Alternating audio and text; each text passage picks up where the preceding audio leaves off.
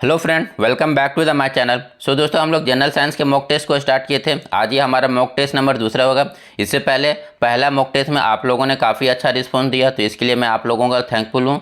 तो आप लोग इसी तरह जो है चैनल को सपोर्ट करते रहे। बाकी दोस्तों, आज के भी इस वीडियो में हम लोग 20 महत्वपूर्ण क्वेश्चन को डिस्कस करेंगे, जो आपके आगामी जेएसएससी, सीजीएल या कोई भी एग्जाम के लिए काफ़ी इंपॉर्टेंट होगा। एंड दोस्तों, आप लोग वीडियो के अंत में कमेंट करके बताएं कि आप लोगों का जो है 20 में कितने मार्क्स आ रहे हैं, यानी आप लोग 20 में कितने क्वेश्चन को सही किए और कितने क्वेश्चन गलत किए हैं। बाकी दोस्तों, आप लोगों को अगर वीडियो अच्छा लगे तो वीडियो पर एक लाइक और एक कमेंट जरूर करें। वीडियो को ज़्यादा से ज़्यादा अपने दोस्तों के साथ शेयर करें, और जो लोग चैनल पर नए आ रहे हैं चैनल को सब्सक्राइब करना ना भूलें। तो चलिए आज के इस वीडियो को स्टार्ट करते हैं। वीडियो को स्टार्ट करने से पहले दोस्तों, अगर किसी को इसका पीडीएफ चाहिए तो पीडीएफ के लिए आप मेरे टेलीग्राम चैनल पर जुड़ जाइए, जिसका जो लिंक है वो डिस्क्रिप्शन में दिया हुआ है। तो चलिए अपने वीडियो को स्टार्ट करते हैं। आज का जो हमारा पहला क्वेश्चन है, अल्फा कैरोटीन एक प्रोटीन है जो उपस्थित होता है। तो ये अल्फा कैरोटीन नामक प्रोटीन कहाँ पर उपस्थित होता है दोस्तों? तो ये जो है त्वचा में उपस्थित होता है, यानी जहाँ करेक्ट आंसर होगा ऑप्शन बी हो जाएगा। ठीक है, अल्फा कैरोटीन नामक जो ये प्रोटीन है ये कहाँ पर उपस्थित होता है? त्वचा में। त्वचा के अलावा दोस्तों ये कैरोटीन है और कहाँ पर पाया जाता है? तो त्वचा के अलावा दोस्तों अगर बात किया जाए, ये कैरोटीन है ये आपका बालों में, ठीक है, बालों में भी याद रखिए। बालों में कौन सा प्रोटीन पाया जाता है? कैरोटीन पाया जाता है। उसके अलावा दोस्तों जो ये कैरोटीन है ये नाखून में भी पाया जाता है। ठीक है, नाखून और बालों में भी जो है ये अल्फा कैरोटीन नामक प्रोटीन पाया जाता है। उसके बाद बात किया जाए दोस्तों त्वचा क्या है दोस्तों? इससे भी रिलेटेड आपको काफ़ी इंपॉर्टेंट क्वेश्चन देखने को मिल जाता है। जैसे अगर बात किया जाए त्वचा, तो त्वचा ये हमारे शरीर का सबसे बड़ा अंग है। अगर पूछा जाए कि शरीर का सबसे बड़ा अंग कौन सा है, तो ये त्वचा हो जाएगा। ठीक है, त्वचा हमारे शरीर का सबसे बड़ा अंग है। त्वचा किस प्रकार का ऊतक है? तो ये आपका संयोजी ऊतक है, यानी कनेक्टिंग टिश्यू है। ठीक है, ये किस प्रकार का ऊतक है? ये एक तरह का संयोजी ऊतक है। और त्वचा का रंग किसके कारण काला या गोरा होता है? काला या गोरा कोई किसके वजह से होता है? तो त्वचा में दोस्तों ये मेलानिन के कारण। ठीक है, त्वचा में किसके कारण जो है कोई व्यक्ति काला या गोरा होता है? तो मेलानिन के कारण। तो ये सारे पॉइंट को आप ध्यान में रखें। उसके बाद यहाँ पर दोस्तों रक्त दिया हुआ है। रक्त के बारे में भी थोड़ा बहुत कुछ जान लीजिए। तो यहाँ पर जो है रक्त भी किस प्रकार का ऊतक है दोस्तों? तो ये भी एक तरह का संयोजी ऊतक है। ठीक है, रक्त किस प्रकार का ऊतक है? तो रक्त भी एक प्रकार का संयोजी ऊतक है। रक्त में जो है रक्त का लाल रंग किसके कारण होता है? तो रक्त का जो लाल रंग है ये हीमोग्लोबिन के कारण होता है। हीमोग्लोबिन के कारण। रक्त के अध्ययन को स्टडी ऑफ ब्लड क्या कहलाता है? तो हीमोटोलॉजी। ठीक है, स्टडी ऑफ ब्लड क्या कहलाता है? तो हीमेटोलॉजी जो है स्टडी ऑफ ब्लड कहलाता है। ठीक है, उसके बाद अगर बात किया जाए रक्त का निर्माण कहाँ पर होता है, तो रक्त का निर्माण दोस्तों अस्थि मज्जा में। अस्थि मज्जा जिसे हम लोग बोन मैरो कहते हैं। ठीक है, रक्त का निर्माण कहाँ पर? अस्थि मज्जा या बोन मैरो में। ये तो हो गया अडल्ट में। कोई अगर अडल्ट है उसमें ये जो रक्त का निर्माण कहाँ पर होता है? अस्थि मज्जा या बोन मैरो में। अगर जो है भ्रूण का जो है ये कहाँ पर इसका निर्माण होता है? तो भ्रूण में जो है रक्त का निर्माण आपका लीवर में होता है। ठीक है, अगर पूछा जाए भ्रूण में ये कहाँ पर इसका निर्माण होता है, तो भ्रूण में जो है रक्त का निर्माण लीवर में होता है। उसके अलावा कुछ और छोटे से पॉइंट को याद रखिए। जैसे अगर पूछा जाए कि रक्त का ब्लड बैंक किसे कहा जाता है? रक्त का जो है ब्लड बैंक किसे कहा जाता है? शरीर में किस भाग को जो है रक्त का ब्लड बैंक कहा जाता है? तो ब्लड बैंक किसे कहा जाता है दोस्तों? तो ये स्प्लीन या प्लीहा को। ठीक है, स्प्लीन या प्लीहा को क्या कहा जाता है? ब्लड बैंक कहा जाता है, यानी यहाँ पर जो है ब्लड का स्टोरेज होता है। उसके अलावा दोस्तों ये प्लीहा से एक क्वेश्चन और पूछा जाता है कि जो है आरबीसी का कब्र का किसे कहा जाता है? आरबीसी का कब्रगाह किसे कहा जाता है? तो ये आरबीसी का कब्रगाह भी प्लीहा या स्प्लीन को कहा जाता है। तो ये सारे पॉइंट रक्त से रिलेटेड हैं यार, ये सारे क्वेश्चन पूछे हुए हैं, तो इसलिए सारे पॉइंट को आप ध्यान में रखें। चलिए नेक्स्ट क्वेश्चन देखते हैं हम लोग। अल्ना व रेडियस हड्डी शरीर के किस भाग में पाया जाता है? तो अल्ना और रेडियस नामक ये जो हड्डी है दोस्तों शरीर के किस भाग में पाया जाता है? तो ये हाथ में पाया जाता है। ठीक है, आपका जो ये फिंगर है, फिंगर के बाद ये जो हड्डी गया है, तो यहाँ पर जो आपका पाया जाता है रेडियस और अल्ना। ठीक है, रेडियस और अल्ना नामक ये जो हड्डी है यहाँ ये हाथ के पास पाया जाता है। तो ये ध्यान में रखिए, रेडियस और अल्ना नामक जो है आपका हड्डी कहाँ पर? तो हाथ में। उसके अलावा यहाँ दोस्तों खोपड़ी में टोटल कितना हड्डी पाया जाता है? तो खोपड़ी में टोटल दोस्तों 29 हड्डी पाया जाता है। ठीक है, खोपड़ी में जो टोटल कितना हड्डी? तो 29, जिसमें आपका जैसे ये किसे किसे बटा हुआ? तो ये कपाल जो है, कपाल में टोटल कितना?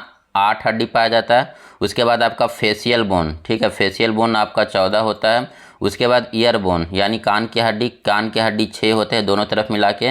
और उसके बाद एक हायोड बोन कहलाता है, ये आपका जबड़े के पास होता है। हायोड बोन 1 होता है। तो 14 6 20 20 और 8 28 और 1 29, तो ये खोपड़ी में टोटल 29 हड्डियाँ पाई जाती है।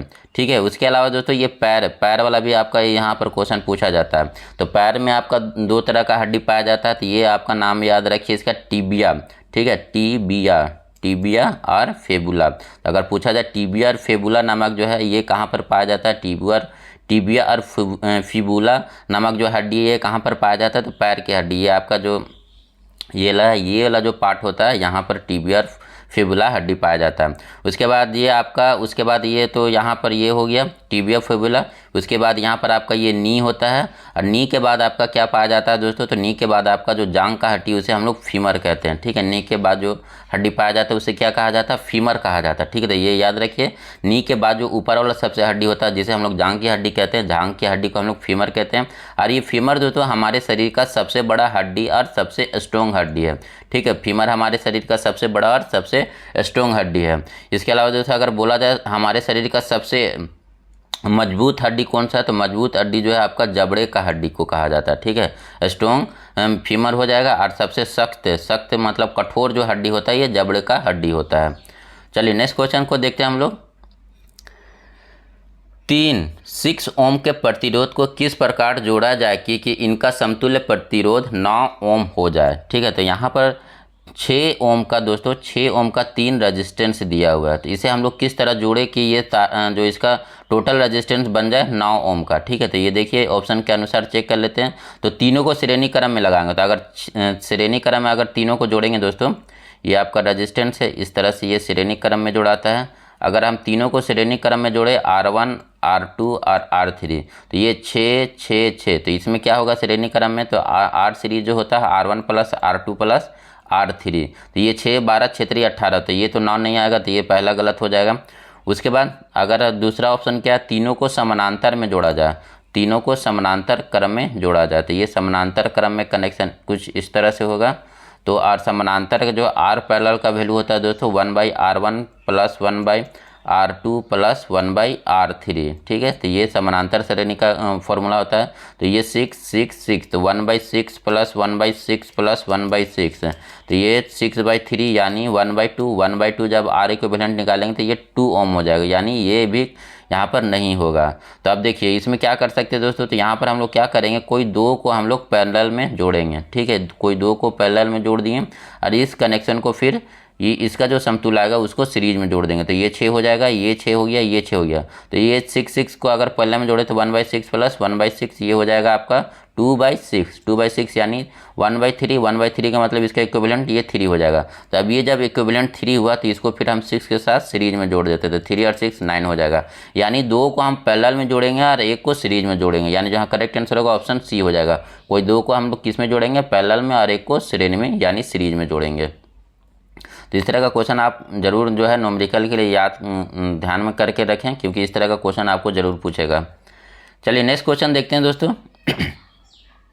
निम्नलिखित में कौन एक सच्ची मछली यानी ट्रू फिश यहाँ पर कौन सा है, तो स्टार फिश, जेली फिश, हैग फिश या सी हॉर्स। ठीक है, तो यहाँ पर जो सच्चा मछली है या ट्रू फिश है, तो यहाँ पर कौन सा है हो जाएगा, तो यहाँ पर जो सी हॉर्स यानी समुद्री घोड़ा एक सच्ची मछली है। सच्ची मछली में क्या होना चाहिए दोस्तों, तो उसमें एक गलफड़ा होना चाहिए, यानी जो सांस होगा वो गिल्स के थ्रू लेगा। ठीक है, तो ये जो भी सच्ची मछली होती है उसमें गिल्स होना अनिवार्य है। तो ये जो सी हॉर्स यानी समुद्री घोड़ा ये यहाँ पर सच्ची मछली है। तो ये जो मछलियों वाला दोस्तों एक बार आप इसको कहीं पर नोट डाउन करके लिख लीजिए। ठीक है, तो सबसे पहले बात किया जाए स्टार फिश, तो स्टार फिश दोस्तों ये मछली नहीं है, ये किस संघ का प्राणी है, तो ये एकाइनोडर्मेटा। ठीक है, स्टार फिश किस संघ का प्राणी है, तो ये आप लिख के याद रख लीजिए इसको, एकाइनोडर्मेटा। स्टार फिश किस संघ का प्राणी है, तो एकाइनोडर्मेटा संघ का प्राणी है। उसके बाद यहाँ पर है जेली फिश, ये भी आपका मछली का कैटेगरी में नहीं आता, ये आपका सिलेंट्रा संघ का प्राणी है। ठीक है, सिलेंटेट्रा संघ का प्राणी कौन है, जेली फिश है। ठीक है, तो ये हो गया, ये हैग फिश नाम का कुछ नहीं है। उसके बाद याद रखिए दोस्तों, यहाँ पर आप कन्फ्यूजन होंगे, झींगा मछली। ठीक है, झींगा मछली और एक आता है कटल फिश, ये भी याद रखिए, झींगा मछली और कटल फिश। तो ये दोनों किस संघ के प्राणी हैं दोस्तों, तो ये दोनों आपका ऑर्थोपोडा में आते हैं। ठीक है, ये दोनों किस में आ जाएंगे, तो ऑर्थोपोडा में, ये दोनों जो है ऑर्थोपोडा संघ के प्राणी हैं। ठीक है, कौन कौन, झींगा मछली और कटल फिश। ठीक है, तो ये याद रखिए, झींगा मछली और कटल फिश आपका कहाँ पर आ जाएगा, ऑर्थोपोडा में आ जाएगा। कटल फिश कटल नहीं सॉरी, यहाँ पर जो है दोस्तों कटल फिश नहीं, झींगा मछली और आपका जो हो जाएगा, झींगा मछली और आपका जो है सिल्वर फिश भी जो है, ये दोनों जो है किस में आ जाएगा, तो ऑर्थोपोडा में आ जाएगा। ठीक है, झींगा मछली और सिल्वर फिश। इसके बाद याद रखिए कटल फिश दोस्तों ये मोलस्का संघ में आता है। ठीक है, कटल फिश किस में आएगा, तो कटल फिश जो है ये मोलस्का संघ में आ जाएगा, मोलस्का संघ में। ठीक है, तो ये जो जितना फिश से रिलेटेड है ये सारे को आप एक जगह पॉइंट करके लिख लीजिए, क्योंकि ये यहाँ पर जो आप लोग जरूर कंफ्यूज होंगे। ठीक है, तो ये जो जो एक्स्ट्रा नाम बताया है मैंने, जैसे यहाँ पर स्टार फिश किस में आ जाएगा, तो एकाइनोडर्मेटा में आ जाएगा। जेली फिश किस में आ जाएगा, तो ये सिलेंट्रा संघ में आ जाएगा। उसके बाद झींगा मछली और सिल्वर फिश। ठीक है, झींगा मछली और सिल्वर फिश ये दोनों किस में आ जाएगा, तो ऑर्थोपोडा में आ जाएगा। ठीक है, उसके बाद आपका कटल फिश ये किस में आ जाएगा, तो ये मोलस्का संघ में आ जाएगा। उसके अलावा यहाँ पर जो आपका हो गया कौन सा, सी हॉर्स यानी समुद्री घोड़ा। उसके बाद याद रखिए आप एक डॉग फिश। ठीक है, डॉग फिश। ठीक है, सी हॉर्स, डॉग फिश और एक नाम याद रखिए गैबूसिया। सी हॉर्स, डॉग फिश और गैबूसिया, तो ये तीनों जो हैं ये आपका ट्रू मछली है, यानी सच्ची मछली आती हैं। तो ये नाम याद रखिए, सी हॉर्स, गैबूसिया और डॉग फिश, ये सारे किस में आते हैं, ट्रू फिश में आते हैं, ट्रू फिश के श्रेणी में आते हैं। और ये जो है इनका संघ कौन सा है, तो इनका संघ दोस्तों कार्डेटा। ठीक है, कार्डेटा संघ है इनका संघ, कौन सा है, तो कार्डेटा संघ है। तो ये याद रखिए दोस्तों, ये सारे जो है सी हॉर्स हो गया, गैबूसिया हो गया, डॉग फिश हो गया, ये सारे ट्रू मछली कहलाते हैं और इनका जो संघ है ये आपका कार्डेटा संघ है। चलिए नेक्स्ट क्वेश्चन को देखते हैं। निम्न में से किसमें ऑक्सीजन अनुपस्थित होता है, तो ऑक्सीजन कहाँ पर अनुपस्थित होता है, तो सीसा, मिट्टी, सीमेंट, ये सारे में तो ऑक्सीजन का कुछ ना कुछ पोर्शन होता है। केरोसिन में दोस्तों ऑक्सीजन नहीं होता, ये आपका एक हाइड्रोकार्बन है। ठीक है, हाइड्रोकार्बन है, या जो आपका पेट्रोलियम का जब निष्कासन होता है तो वहाँ से प्राप्त होता है आपका केरोसिन। ठीक है, तो केरोसिन में जो है ऑक्सीजन तत्व जो है उपस्थित नहीं होता, ये हाइड्रोकार्बन है। चलिए नेक्स्ट क्वेश्चन देखते हैं। आर्किमिडीज ने आर्किमिडीज सिद्धांत की खोज के बाद क्या निर्धारित किया था, तो आर्किमिडीज ने जब आर्किमिडीज सिद्धांत का खोज किया था उसके बाद किस चीज़ का निर्धारण किया गया था दोस्तों, तो इसके बाद जो है राजा के मुकुट की सोने की शुद्धता का निर्धारण किया गया था, यानी जहाँ करेक्ट आंसर होगा ऑप्शन बी हो जाएगा। तो आप ये जरूर ध्यान में रखें दोस्तों, क्योंकि आप यहाँ पर जहाज की डिजाइन की अवधारणा, पनडुब्बी की डिजाइन की अवधारणा पर कन्फ्यूजन हो सकते हैं। तो आर्किमिडीज के सिद्धांत के खोज के बाद किस चीज़ का निर्धारित किया गया था, तो राजा के मुकुट की सोने की शुद्धता। बाकी आप लोगों को पता है दोस्तों आर्किमिडीज का सिद्धांत क्या है, कि जब किसी वस्तु को हम अंशतः या पूर्णतः डुबाते हैं तो उसे क्या है, नीचे की तरफ से एक फोर्स जो है काम करता है, और ये जो फोर्स है वस्तु के द्वारा विस्थापित बल के बराबर होता है, यानी जो वस्तु जितना पानी को विस्थापित कर रहा है उतना ही मात्रा में इसको इधर से ये फोर्स लग रहा है। इसी को हम लोग क्या कहते हैं, आर्किमिडीज का सिद्धांत कहते हैं। और ये जो फोर्स लगता है इसे हम लोग बियोंसी फोर्स कहते हैं, यानी उत्प्लवन बल कहते हैं। ठीक है, तो याद रखिए। उसके बाद आर्किमिडीज सिद्धांत का कहाँ पर यूज होता है दोस्तों, आर्किमिडीज का सिद्धांत जो है ये कहाँ कहाँ पर यूज होता है, तो आर्किमिडीज के सिद्धांत का यूज हम लोग दोस्तों ये देख सकते हैं, हम लोग इसको जहाज में, हाइड्रोमीटर में भी करते हैं। आर्किमिडीज सिद्धांत हाइड्रोमीटर किस प्रिंसिपल पर काम करता है, तो हाइड्रोमीटर भी आपका आर्किमिडीज सिद्धांत पर काम करता है। जहाज जो है ये भी जो है दोस्तों आपका आर्किमिडीज सिद्धांत पर काम करता है। और जो आपका सबमरीन है ये भी आपका आर्किमिडीज सिद्धांत पर काम करता है। नेक्स्ट क्वेश्चन देखते हैं। निम्न में से किसका उपयोग मादक पेय में किया जाता है, यानी शराब के रूप में किसका यूज किया जाता है, तो यहाँ पर जो है दोस्तों एथेनॉल का यूज किया जाता है। ठीक है, एथेनॉल जिसको हम एथाइन अल्कोहल कहते हैं। ठीक है, एथेनॉल का जो है नाम क्या है, एथाइल अल्कोहल। उसके बाद इसका जो फॉर्मूला भी याद रखिए C2H5OH। ठीक है, C2H5OH। नेक्स्ट क्वेश्चन देखते हैं। निम्नलिखित में कौन सी धातु तत्वों की आवर्त सारणी में सबसे हल्की है, तो तत्वों की आवर्त सारणी में सबसे हल्की धातु कौन सी है दोस्तों, लिथियम। ठीक है, तत्वों की आवर्त सारणी में सबसे हल्की धातु कौन सा है, लिथियम, Li का यूज कहाँ पर होता है, आप जो मोबाइल यूज करते हैं तो मोबाइल बैटरी में ज़्यादातर किसका बैटरी लगा होता है, तो लिथियम बैटरी का लगा होता है। अगर बात किया जाए सबसे भारी तत्व कौन सा है, तो सबसे भारी तत्व दोस्तों ओस्मियम है। ठीक है, सबसे भारी तत्व कौन सा है, तो ओस्मियम है। तो ये दोनों क्वेश्चन को याद रखें। चलिए नेक्स्ट क्वेश्चन को देखते हैं। मच्छरों के जैविक नियंत्रण के लिए निम्नलिखित में किसका उपयोग किया जाता है? तो मच्छरों के जैविक नियंत्रण के लिए दोस्तों हम लोग गैबूसिया नामक मछली का यूज करते हैं। गैबूसिया क्या है? ये मछली है जो मच्छरों को जो है मच्छरों के लार्वा को पनपने नहीं देता, यानी उसका जो है ये खाने के रूप में यूज करता है गैबूसिया मच्छरों के लार्वा को। इसलिए मच्छरों के जैविक नियंत्रण के लिए जो है जहाँ पर तालाब उलाब है वहाँ पर हम लोग गैबूसिया मछली को छोड़ देते हैं ताकि वो मच्छर के लार्वा को खा जाए। ठीक है, तो याद रखिए मच्छरों के जैविक नियंत्रण के लिए हम लोग किसका यूज करते हैं? तो गैबूसिया का यूज करते हैं। नेक्स्ट क्वेश्चन देखते हैं। प्राप्त ध्वनि के अनुसार मानव कर्ण यानी मानव कान का किस भाग में कंपन होता है? जो भी ध्वनि हमको मिल रहा है तो कान पर जब ये पड़ता है तो कान पर जाने के बाद ये जो है कंपन किस भाग में होता है? कान के किस भाग में जो है ये ध्वनि कंपन करती है? तो ये इसको हम लोग कहते हैं टाइम्पेनिक मेम्ब्रेन। टाइम्पेनिक मेम्ब्रेन में जो है ये कंपन होता है। सारा कंपन जो कहाँ पर होता है? टाइम्पेनिक मेम्ब्रेन में, यानी जो है करेक्ट आंसर होगा ऑप्शन डी हो जाएगा। नेक्स्ट क्वेश्चन देखते हैं। निम्न में से कौन सी गैस का प्रयोग आंसू गैस के रूप में किया जाता है? तो आंसू गैस के रूप में किसका यूज किया जाता है? NH3 का, यानी जो करेक्ट आंसर होगा ऑप्शन सी हो जाएगा। अगला क्वेश्चन है, स्टेनलेस स्टील में कितना प्रतिशत क्रोमियम होता है? तो स्टेनलेस स्टील में दोस्तों कितने प्रतिशत क्रोमियम मिलाया जाता है? तो ये 15% क्रोमियम मिलाया जाता है, यानी जो करेक्ट आंसर होगा ऑप्शन डी हो जाएगा। स्टेनलेस स्टील में क्रोमियम की मात्रा कितना होता है? तो 15% होता है। नेक्स्ट क्वेश्चन देखते हैं। निम्नलिखित में किस प्रक्रिया के कारण मिट्टी के घड़े में पानी ठंडा रहता है? तो कौन सी प्रक्रिया के कारण जो है मिट्टी के घड़ा में जो है पानी ठंडा रहता है? तो इसे हम लोग कौन सी प्रक्रिया के कारण? तो वाष्पीकरण की प्रक्रिया के कारण, यानी जो करेक्ट आंसर होगा ऑप्शन डी हो जाएगा, बी हो जाएगा। सॉरी, यहाँ पर जो करेक्ट आंसर होगा ऑप्शन बी हो जाएगा। नेक्स्ट क्वेश्चन देखते हैं। निम्नलिखित में किस विटामिन को एग्रोकैल्सीफेरॉल कहते हैं? तो कौन से विटामिन को हम लोग जो है एग्रोकैल्सीफेरॉल के नाम से जानते हैं दोस्तों? तो ये विटामिन D2 को, यानी जो करेक्ट आंसर होगा ऑप्शन सी हो जाएगा। ठीक है, एग्रोकैल्सीफेरॉल किस विटामिन को कहा जाता है? तो विटामिन D2 को। अगला क्वेश्चन देखते हैं। निम्न से किस भाग में मानव हार्मोन इंसुलिन का जो है उत्पादन होता है? तो इंसुलिन का जो उत्पादन ये कहाँ से होता है? तो अग्नाशय यानी पेनक्रियास से। बीटा जो सेल होता है आपका, बीटा कोशिका, वहाँ से जो है इंसुलिन का स्रवण होता है। ठीक है, नेक्स्ट क्वेश्चन देखते हैं। टिटनेस रोग को अन्य किस नाम से जाना जाता है? तो टिटनेस रोग दोस्तों ये किसके वजह से होता है? तो ये आपका बैक्टीरिया के वजह से होने वाला रोग है, और इसे हम लोग लॉकजा या धनुष टंकार के नाम से जानते हैं। ये दोनों हो जाएगा दोस्तों यहाँ पर। ठीक है, सी और डी दोनों। टिटनेस रोग को हम लोग किस नाम से जानते हैं? तो लॉकजा या धनुष टंकार के नाम से जानते हैं। और टिटनेस किसके वजह से होता है? तो ये बैक्टीरिया नामक बैक्टीरिया से होता है, बैक्टीरिया से होता है। और ये टिटैनी नामक इसका जो है बैक्टीरिया का नाम है। ठीक है, टिटैनी नामक बैक्टीरिया से ये टिटनेस रोग होता है।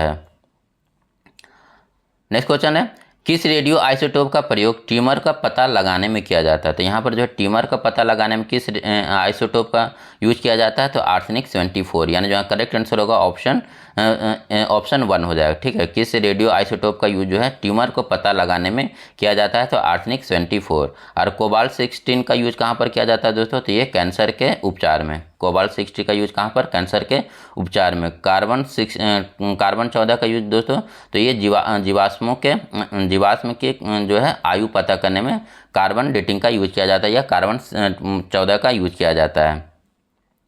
नेक्स्ट क्वेश्चन देखते हैं। मशरूम निम्न में से क्या है? तो मशरूम क्या है दोस्तों? तो मशरूम एक तरह का कवक है, यानी जो करेक्ट आंसर होगा ऑप्शन ए हो जाएगा। अगला क्वेश्चन देखते हैं।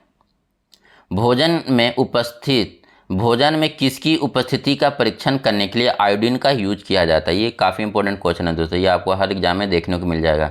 तो भोजन में किसकी उपस्थिति का परीक्षण करने के लिए जो हम लोग आयोडीन का यूज करते हैं? तो भोजन में मंड यानी स्टार्च का जो है उपस्थिति का पता करने के लिए हम लोग आयोडीन का यूज करते हैं। ठीक है, तो मंड को हम लोग क्या कहते हैं? स्टार्च। ठीक है, तो भोजन में जो है स्टार्च या मंड की उपस्थिति का पता करने के लिए हम लोग किसका यूज करते हैं? तो आयोडीन का यूज करते हैं। नेक्स्ट क्वेश्चन देखते हैं। फोकल लंबाई 1 मीटर वाले एक लेंस की पावर क्या होगी? तो लेंस का जो पावर है दोस्तों, लेंस का जो क्षमता है उसमें हम लोग किस में मेजर करते हैं? तो डायप्टर में। और डायप्टर का फॉर्मूला क्या होता है? डायप्टर इक्वल टू 1/f होता है। ठीक है, 1/f। और ये जो f यहाँ पर लेते हैं किस में लेंगे? तो मीटर में लेंगे। ठीक है, 1/f इसका, और f का जो फोकल लेंथ है वो किस में चलेगा? मीटर में चलेगा। तो यहाँ पर आपका दिया हुआ फोकल लेंथ का लंबाई कितना दिया? 1 दिया, तो 1/1 कितना हो जाएगा? 1 डायप्टर का हो जाएगा। तो फोकल लंबाई 1 मीटर वाले लेंस की पावर क्या होगी? तो 1 डायप्टर की होगी, यानी जो करेक्ट आंसर होगा ऑप्शन 1 हो जाएगा। नेक्स्ट क्वेश्चन देखते हैं। सो दोस्तों ये हमारा 20 क्वेश्चन यहाँ पर कंप्लीट हुआ। आप लोग बताएं कि आप लोगों का 20 में कितना क्वेश्चन सही हुआ और कितना क्वेश्चन जो है रॉन्ग हुआ, और आप लोगों ने टोटल मार्क्स कितने जो है प्राप्त किए हैं। बाकी दोस्तों अगर वीडियो अच्छा लगा हो तो वीडियो पर एक लाइक और एक कमेंट जरूर करें। Thank you for watching this video.